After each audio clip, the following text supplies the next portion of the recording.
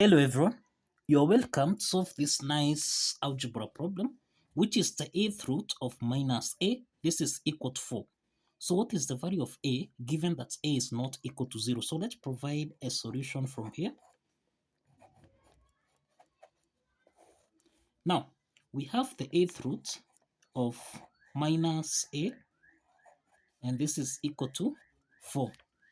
Now, we have that this is actually in the form of nth root of m, which you can express as m to the power of 1 over n.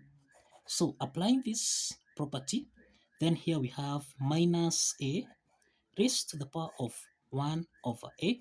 This is equal to 4. The next step is to eliminate this exponent here. So we multiply both signs by a.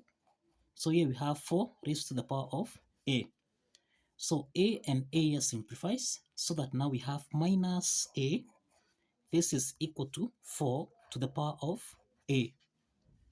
The next step is to divide both signs by 4 to the power of a. So here we have 4 to the power of a. So that 4 to the power of a here simplifies. So this is 1. So we have minus a times 1 over 4 to the power of a. This is equal to 1. Now, 1 over 4 to the power of a, this is in the form of 1 over m to the power of n, which can be expressed as m to the power of minus n. Applying this property, then here we have minus a multiplied by 4 to the power of minus a. This is equal to 1. The next step from here is to apply the exponent property, such that if you have exponent e to the power of ln of a, this is the same thing as a. Now, if we have the exponent e to the power of ln of 4, this is the same thing as 4. So let's substitute 4 with exponent e to the power of ln of 4, so that now here we have minus a multiplied by exponent e to the power of minus a, then ln of 4. This is equal to 1. The next step from here, we have here minus a ln of 4, but here we have minus a. So now from here, we can multiply both signs by ln of 4, so that we have minus a ln of 4 times exponent e to the power of minus a ln of 4. This is equal to 1 times that is times ln of 4. Now, the next step from here, you can see clearly here we have minus a ln of 4, and here we have minus a ln of 4. And this now, we can be able to introduce the rampant W function. Now, whereby if you have the W function of a multiplied by exponent e to the power of a, this is the same thing as a. So applying this property or this function in this equation here, then we have this. Now here we have the W function of minus a ln of 4 multiplied by exponent e to the power of minus a ln of 4, and this is equal to the rampant W function of ln of 4. Now, this implies on the left-hand side, we have minus a ln of 4. This is equal to the W function of ln of 4. Now, here we have the rampant W function of ln of 4. We can express 4 as 2 to the power of 2.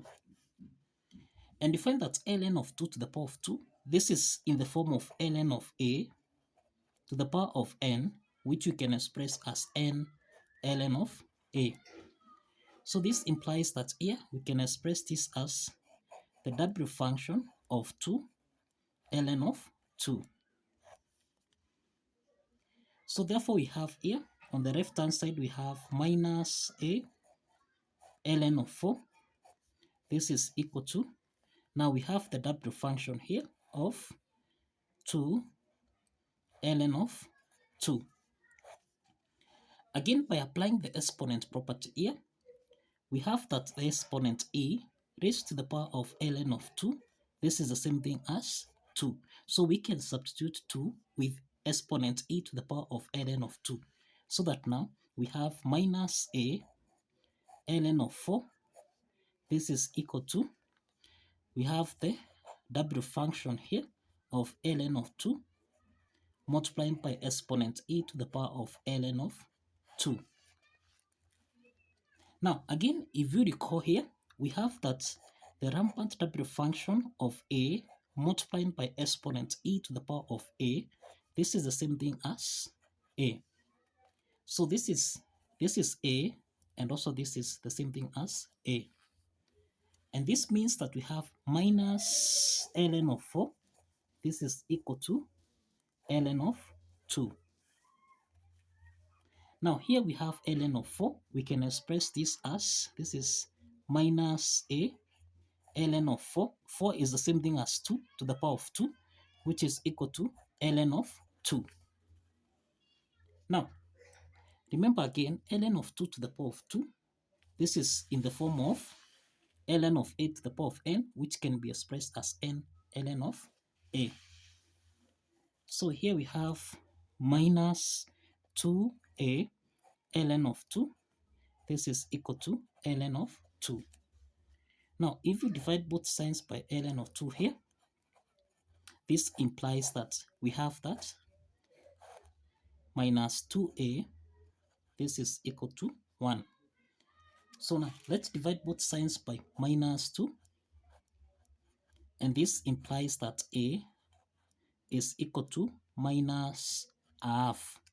So this is the value of a, which is minus a half, by applying method 1. So let's solve by applying method 2. Now, by applying method 1, we have that a is equal to minus a half. Now, let's apply method 2. If you recall, we have that the eighth root of minus a, this is equal to 4.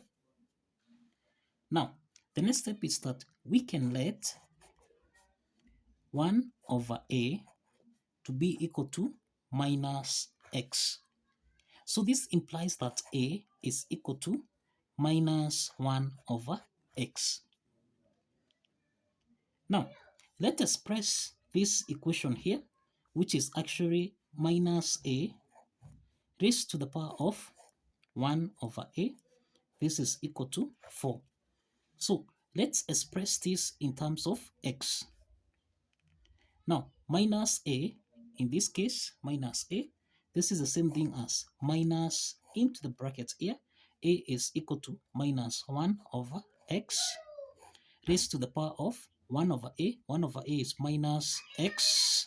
This is equal to 4. So minus and minus here simplifies so that we have 1 over x raised to the power of minus x. This is equal to 4. So 1 over x here, remember 1 over x here is in the form of 1 over a, which we can express as a raised to the power of minus 1. Now applying this property, then here we have x to the power of minus 1, then raised to the power of minus x. This is equal to 4. Now, minus and minus here simplifies so that we have x to the power of x. This is equal to 4. We can express 4 as 2 to the power of 2. But now since that the base and the exponent is the same, the base here and the exponent is the same, so this implies that x is equal to 2. X is equal to 2. Now, if you recall here, we have that a is equal to minus 1 over x. We are saying that we have that a is equal to minus 1 over x. Let's substitute here. So this implies that a is equal to minus 1 over 2. And this is the value of a, which is minus a half, applying method 2. So both method 1 and method 2, gives us the value of a, which is minus a half. So kindly follow the steps. If you have alternative formula, you can showcase in the comment section. See you in the next video. Bye bye for now.